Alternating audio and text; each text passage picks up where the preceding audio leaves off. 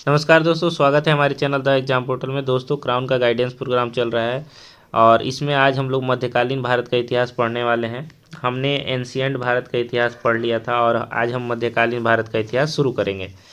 तो चलिए शुरू करते हैं। देखिए, इसमें सबसे पहले एक त्रिपक्षीय संघर्ष हुआ था, उसके बारे में हम जान लेते हैं। इसमें पाल, प्रतिहार और राजपूत ने भाग लिया था और ये बेसिकली कन्नौज पे प्रभुत्व जमाने के लिए ये संघर्ष चल रहा था। ठीक है, फिर ये आपस में लड़ते हैं और इसमें देखिए, इसमें मैंने कुछ इंपॉर्टेंट शासक वगैरह हैं उनको उनको चिन्हित किया है। आप उसको अपने क्राउन बुक में उसको भी चिन्हित कर लेंगे। देखिए, एक चीज़ है ओदंतपुरी। ओदंतपुरी जो है उसका मैंने लिखा है एजी। एजी मतलब क्या? ए से उदंतपुर और जी से गोपाल। ठीक है, तो इसको थोड़ा सा आप ध्यान रखिएगा। अब जैसे विक्रमशिला है तो इसको मैंने बी डी लिखा है। बी से होता है विक्रमशिला और डी से होता है धर्मपाल। तो थोड़ा सा आप, ये उनके लिए ट्रिक है जो अभी बिगनर्स हैं और जो भूल जाते हैं कि मतलब क्या ट्रिक वगैरह है या अभी उन्होंने याद नहीं किया है। तो आप इसको थोड़ा सा याद रखिए, जिससे होगा क्या कि क्वेश्चन आपका गलत नहीं होगा। ठीक है, आगे बढ़ते हैं। इसमें देखिए, एक अलमसूदी नाम का इतिहासकार था या यात्री कह लीजिए इसको। ये भारत आया था और इसने पाल प्रतिहार शासकों के बारे में वर्णन किया है। ठीक है, अब आगे बढ़ते हैं। राष्ट्रकूट इसका संस्थापक दंतीदुर्ग था। इस बारे में त्रिपक्षीय संघर्ष में इन्होंने हिस्सा लिया, ये आप पढ़ लीजिएगा। ठीक है, आगे बढ़ते हैं। एक चीज़ आप लोग ध्यान रखिएगा, एलोरा जो था, एलोरा एलोरा जो है, इसका निर्माण राष्ट्रकूट शासकों ने कराया था। ठीक है, मतलब अधिकांश गुफाएं जो हैं ये राष्ट्रकूट काल में बनी थी, तो इसलिए हम लोग ये इसका रा और इसका रा ये डिनोट करता है। ठीक है, आपस में। वैसे ही मैंने बताया था गुप्त काल, गुप्त में बना था अजंता। अजंता, तो इसका तो और इसका तो आपस में डिनोट करता है। ठीक है, आगे बढ़ते हैं। देखिए, इसमें ना चोल साम्राज्य को हम थोड़ा सा पढ़ेंगे। चोल साम्राज्य बहुत इंपॉर्टेंट है और ये, हाँ, ये वाला एक पॉइंट मैं छूट गया, मैं बता देता हूँ। राष्ट्रकूट राजा जो था कृष्ण प्रथम, कृष्ण प्रथम, ये एलोरा में कैलाश मंदिर बनवाया था। तो मैंने बताया था ना, कांची का जो कैलाश मंदिर था, कांची का कैलाश मंदिर, कांची का कैलाश मंदिर किसने बनवाया था? तो नरसिंह वर्मन द्वितीय ने बनवाया था। ठीक, क्यों दो बार हुआ था? क दो बार आया था तो इसलिए नरसिंह वर्मन द्वितीय था। और इसमें कृष्ण प्रथम है क्योंकि क एक बार आया। तो ये एलोरा का कैलाश मंदिर कौन बनवाया है? कृष्ण। ठीक है, तो आप ये थोड़ा सा ध्यान रखिएगा इसमें। अब देखिए, आगे बढ़ते हैं। देखिए, चोल थोड़ा सा इम्पोर्टेंट हो जाता है क्योंकि चोलों ने हमारे भारत में ग्राम प्रशासन की नींव रखी थी और पंचायती राज व्यवस्था का जनक जो है इन्हीं को कहा जाता है भारत में। तो इसको हम लोग थोड़ा सा पढ़ेंगे, इसके संस्थापक को पढ़ लेंगे और इन्होंने कुछ मंदिर वगैरह बनाए थे उसको भी हम लोग पढ़ लेंगे। और इसमें कुछ ना फेमस फेमस शासक हुए थे, जैसे दो शासक जो हैं बहुत इंपॉर्टेंट है, ये राज प्रथम और राजेंद्र प्रथम। बाकी का आप पढ़ो या ना पढ़ो, कम से कम इसका संस्थापक पढ़ लेना आप, राज प्रथम पढ़ लेना और राजेंद्र प्रथम पढ़ लेना। आगे बढ़ते हैं। देखिए, ये राजेंद्र प्रथम जो था, ये जो था श्रीलंका को आधा जीता था और राजेंद्र प्रथम श्रीलंका को पूरा जीत लिया था। ठीक है, और इनके चोलकालीन प्रशासन यही इम्पोर्टेंट है क्योंकि इन्होंने पहली बार पंचायती राज व्यवस्था यानी स्थानीय स्वशासन की नींव रखी थी। ठीक है, तो इसलिए ये इम्पोर्टेंट हो जाते हैं। अब आगे बढ़ते हैं। देखिए, इसमें कुछ जैसे इनके जो शहर थे या उनकी सभाएं थी उनको कुछ नाम दिया गया था, ये थोड़ा बहुत आप ध्यान रखिएगा। ठीक है, पदाधिकारी जो थे इनके, इसको थोड़ा सा ध्यान रखिएगा। आगे बढ़ते हैं। हाँ, ये ऊर जो है मैंने टिक लगाया है, सभा और नगरम, ये थोड़ा सा आप ध्यान रखिएगा कि ये ऊर क्या होते थे, सभा क्या होते थे और व्यापारी नगरम क्या होते थे। ठीक है, तो नगरम यह व्यापारी समुदाय की सभा थी। ऐसे लगेगा नहीं नगरम के अर्थ से कि ये व्यापारी समुदाय की सभा थी, थोड़ा सा इसको ध्यान रखना है। ठीक है, ये हो गया। कर वगैरह इसका नहीं याद रखना है। ठीक है, अब देखिए, कुछ और भी छोटे छोटे राजवंश थे तो उसको हम लोग थोड़ा सा पढ़ लेते हैं। देवगिरी का यादव वंश, इसको थोड़ा सा पढ़ लीजिएगा। ये मलिक काफूर इसको जीता था, इसलिए ये इम्पोर्टेंट हो जाता है। अब देखिए काकतीय वंश क्यों इम्पोर्टेंट है, रुद्रमा देवी के चलते इम्पोर्टेंट है, ठीक है। तो इसलिए ये महिला शासिका थी, तो इसलिए इनको थोड़ा सा हम ध्यान रखेंगे, ठीक है। हम इसमें बेसिकली ये ध्यान रखेंगे कि रुद्रमा देवी किस वंश की शासिका थी, तो काकतीय वंश की शासिका थी। और कब आई थी, तो 1259 के आसपास आई थी, ठीक है। और स्वतंत्र रूप से 1261 में सत्ता संभाली, 1259 के मतलब कोई अभिलेख में उनका साक्ष्य मिला था, ठीक है। होलसेल वंश, होलसेल वंश में देखिए होलसेल वंश का संस्थापक कौन था, तो विष्णुवर्धन, ठीक है। इसकी राजधानी थी द्वार समुद्र, जिसको हेलेबीड भी कहा जाता है। ये आप थोड़ा सा ध्यान रखिएगा, द्वार समुद्र को हेलेबीड भी कहा जाता है, क्योंकि एक बार क्वेश्चन एक दो बार पूछा हुआ है, ठीक है। अब देखिए इसको भी मलिक काफूर जीता था, इसलिए हम थोड़ा सा ध्यान रखेंगे। अब देखिए राजपूत काल में, देखिए राजपूत काल में हमको पढ़ना है 800 से 1200 ईस्वी तक ये होता है। अब देखिए इसमें सबसे पहले गढ़वाल वंश, इसमें जयचंद एक इम्पॉर्टेंट है, आप इसको पढ़ लीजिएगा, ठीक है। थोड़ा सा इसमें कुछ बुक वगैरह का नाम है, कुछ एक कर है तरुक्षदंड नाम का, इसको भी थोड़ा सा ध्यान रखिएगा। एक पुस्तक है कल्पतरु, इसको भी थोड़ा सा ध्यान रखिएगा, लक्ष्मीधर ने लिखा है। जयचंद, और जयचंद तो जानते ही हैं, मोहम्मद पृथ्वीराज तृतीय और जयचंद में आपसी दुश्मनी थी, क्योंकि पृथ्वीराज तृतीय ने इनकी पुत्री का अपहरण करके शादी कर लिया था। और ऐसा कहा जाता है कि मोहम्मद गोरी को जयचंद ने ही आक्रमण करने के लिए, भारत पे आक्रमण करने के लिए इनवाइट किया था।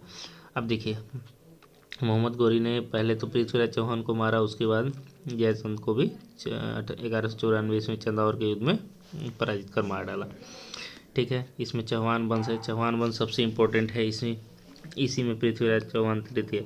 सिर्फ ये वाला थोड़ा सा ध्यान रखिएगा, ये पृथ्वीराज चौहान तृतीय है, द्वितीय नहीं, क्योंकि चौहान वंश में प्रथम द्वितीय भी हुए थे, लेकिन तृतीय से ही मोहम्मद गोरी लड़ा था, ठीक है। इसको राय पिथौरा भी कहा जाता है। अब देखिए ये तराइन का प्रथम युद्ध 91 में हुआ, 92 में तराइन का द्वितीय युद्ध हुआ, 93 में जो था ना मोहम्मद गोरी कुतुबुद्दीन एवं जो दिल्ली में युद्ध कर रहा था, तो उसको देखने चला गया था, इसलिए 93 में कोई युद्ध नहीं लड़ा है। 94 में फिर आया है, तो फिर उसने जयचंद को हराया है, ठीक है। अब देखिए सोलंकी वंश, इसकी स्थापना कौन किया था, ये थोड़ा सा ध्यान रखेंगे। ये मूल राज प्रथम जो है ना, इसको थोड़ा सा ध्यान रखिएगा, ठीक है। आगे देखिए हम एक चीज़ बताएंगे अभी, भीम प्रथम, इसको भी थोड़ा सा ध्यान रखिए। इस समय शासक था जब मोहम्मद गजनवी उसको तोड़ रहा था सोमनाथ मंदिर। मूल राज द्वितीय इसमें सबसे इम्पोर्टेंट है, क्योंकि मोहम्मद गोरी को पहला बार कोई हराया तो यही था, ठीक है। भारत में पहली बार इसकी मोहम्मद गोरी की पराजय हुई, तो उसको मूल राज द्वितीय ने हराया था, ठीक है। बता रहे हैं आपको, देखिए गोरी को ना 2 बार हराया गया था, एक पृथ्वीराज चौहान तृतीय ने पहली बार हराया था, उसके बाद मूल राज द्वितीय ने, सॉरी पहले मूल राज द्वितीय ने हराया था, उसके बाद पृथ्वीराज चौहान तृतीय ने हराया था, ठीक है। तो गोरी 2 बार भारत में हारा, एक बार मूल राज द्वितीय से, एक बार चौहान तृतीय से। ये मूल राज द्वितीय को कहीं कहीं भीम द्वितीय भी लिखता है, तो थोड़ा सा कंफ्यूज नहीं होना है, मूल राज द्वितीय ही इसका ओरिजिनल नाम है, ठीक है। अब देखिए इसमें परमार वंश में कुछ इंपॉर्टेंट खास नहीं है, ये 3 पॉइंट इंपॉर्टेंट है, आप इसको थोड़ा सा याद रखिएगा, ठीक है। इसमें राजा भोज इसी वंश के थे, तो इसको थोड़ा सा हम लोग इसलिए ध्यान रखते हैं। चंदेल वंश, इन्होंने खजुराहो का मंदिर बनाया था, इसलिए इनको हम लोग ध्यान रखते हैं, तो इसका 3 पॉइंट याद रखेंगे। अब देखिए चंदुले ने खजुराहो के मंदिर का बनवाया, इसमें थोड़ा सा ध्यान रखना है ना कि खजुराहो का जो मंदिर है, खजुराहो का जो मंदिर है वो ना किससे किससे संबंधित है, तो देखिए पहला नंबर यहाँ पे बौद्ध मंदिर है, बौद्ध मंदिर नहीं है, जैन मंदिर है, जैन मंदिर है, हिंदू मंदिर, हिंदू या ब्राह्मण मंदिर ये है। तो मतलब कहने का मतलब है हिंदू और ब्राह्मण या जैन मंदिर है, जैन मंदिर है, हिंदू मंदिर है या ब्राह्मण मंदिर है, लेकिन बौद्ध मंदिर इसमें एक भी नहीं है।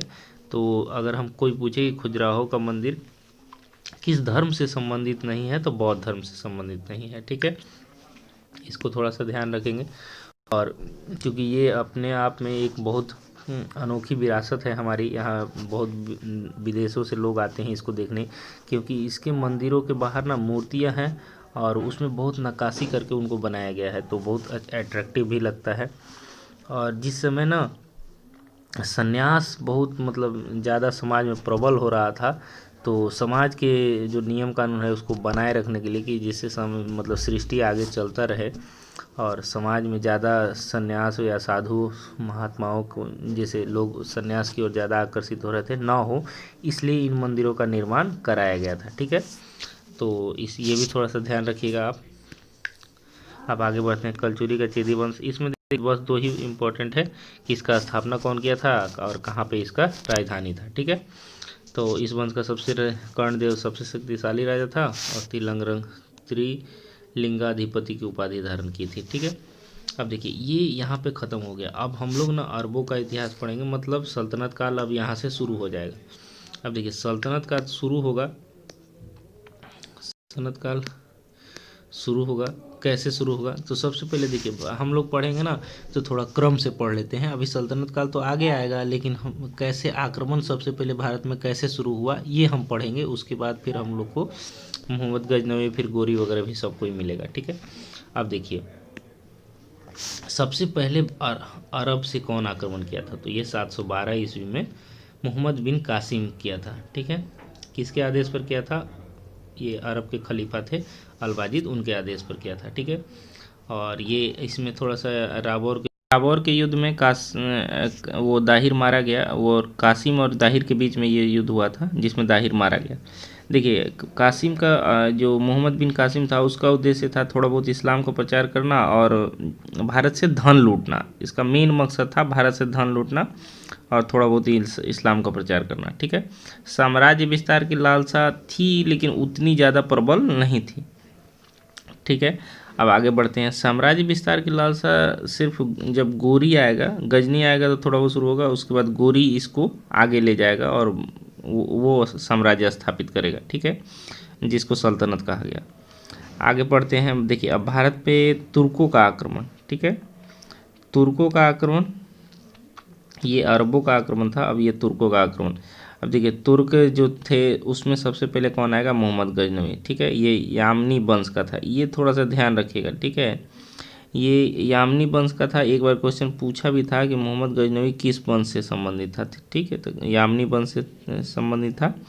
गजनवी वंश के नाम से भी पुकारा जाता है, ईरान के शासकों की एक शाखा थी। ठीक है, उसके बाद इसमें डिटेल दिया हुआ है। हाँ एक चीज़ याद रखिएगा, गजनी का ज और जाट का ज, तो ये गजनी का अंतिम आक्रमण जाटों के खिलाफ हुआ था और ये हुआ था 1027 ईस्वी में। ठीक है, आगे बढ़ते हैं। अब देखिए ये 1000 से लेके 1027 ईस्वी तक लगभग 17 बार आक्रमण किया था। ये पॉइंट आप अपने क्राउन में चिन्ह नोट कर लीजिएगा, ये वाला भी चारों नोट कर लीजिएगा। ठीक है, और आगे भी ये कब कब आक्रमण किया और कैसे कैसे इसका अभियान चला वो देखिए यहाँ दिया है ना, अंतिम अभियान जाटों के विरुद्ध था 1027 में और 1030 में उसकी मृत्यु हो गई। देखिए इसके संरक्षण में कौन कौन से थे इतिहासकार? अलबरूनी, फिरदौसी, उतबी, फारूकी। अब देखिए एक चीज़ और आपको बताते हैं, अलबरूनी ऐसे लिखते हैं हम लोग, तो ये नी आता है, और गजनी या गजनवी उसी एक ही होता है, तो गजनी और अलबरूनी। तो एक बार क्वेश्चन आया था कि अलबरूनी किसके शासनकाल में भारत आया था या किसके साथ भारत आया था? तो गजनी भी ऑप्शन था, गोरी भी ऑप्शन था, तो इसमें कंफ्यूज हो जाएगा बच्चा। मैं भी थोड़ा सा कंफ्यूज हो गया था, लेकिन मैंने इसको ट्रिक मिला के रखा था कि अलबरूनी का नी और गजनी का नी ये आपस में रिलेटेड है। ठीक है, तो मेरा क्वेश्चन सही हो गया था। आगे बढ़ते हैं।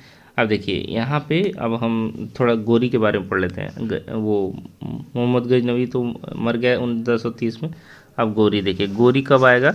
गोरी आएगा 1175 से। 1175 में पहला आक्रमण करेगा मुल्तान में, तो ये थोड़ा ध्यान रखिएगा कि गोरी का पहला आक्रमण कहाँ हुआ? तो मुल्तान पे, ये क्वेश्चन पूछा था। ठीक है, अब देखिए इसका ना वंश का नाम याद रखिएगा, वो यामनी वंश का था गजनवी, और ये जो था गोरी सब्सबनी वंश का था। ठीक है, अब देखिए इसने गुजरात पर आक्रमण किया, पेशावर को जीता। ये युद्ध जो है 3 को, यही इम्पोर्टेंट है। देखिए 91 में युद्ध लड़ा किससे? पृथ्वीराज तृतीय से, गोरी हार गया।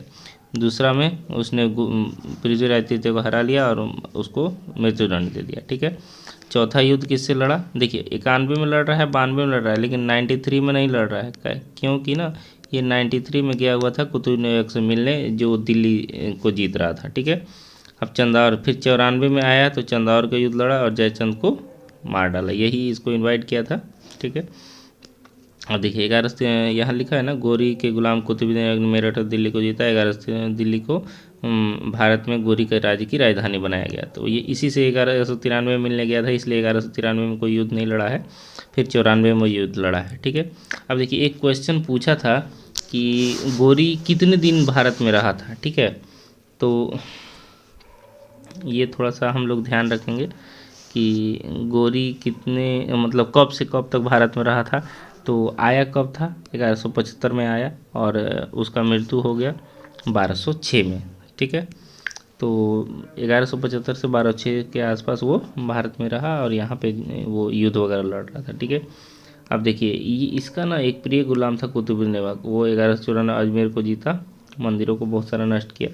हाँ, एक वहाँ पे ना कुतुबुल इस्लाम मस्जिद बनवाया। ये कौन था, ये हमारा एक संस्कृत था, एक संस्कृत विश्वविद्यालय था, उसी को तोड़ के उसके ऊपर ये बनाया, ये मतलब ये मस्जिद बनवाया, जिसको 2.5 दिन का झोपड़ा भी कहा जाता है। इस मस्जिद का नाम है, 2.5 दिन झोपड़ा ऐसे कुछ है नहीं, ये मस्जिद का नाम है। ठीक है, तो ये हो गया।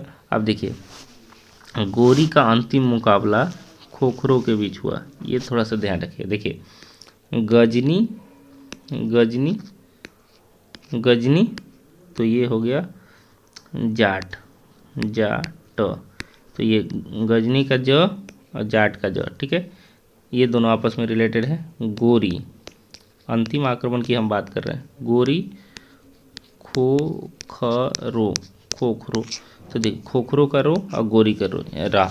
ठीक है, ये दोनों रा जो है ये आपस में रिलेटेड है। ठीक है, तो ये याद रखिएगा। ठीक है, वैसे ही मैंने आपको बताया था गजनी का नी, अलबरूनी का नी, अलबरूनी का नी, ये अलबरूनी का नी जो है ये आपस में रिलेटेड है।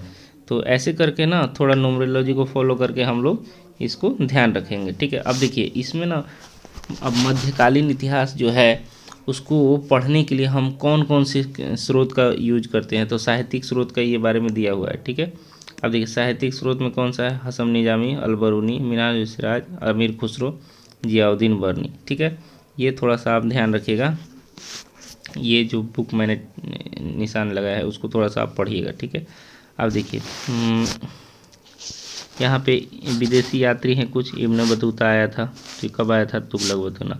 तो ये इब्न बतूता का तू और तुगलक का तू, ये दोनों आपस में रिलेटेड है। ठीक है, इसकी रचना क्या है, रेहेला, ये ध्यान रखिएगा। अब्दुल रजाक है, देवराय द्वितीय का मार्को पोलो।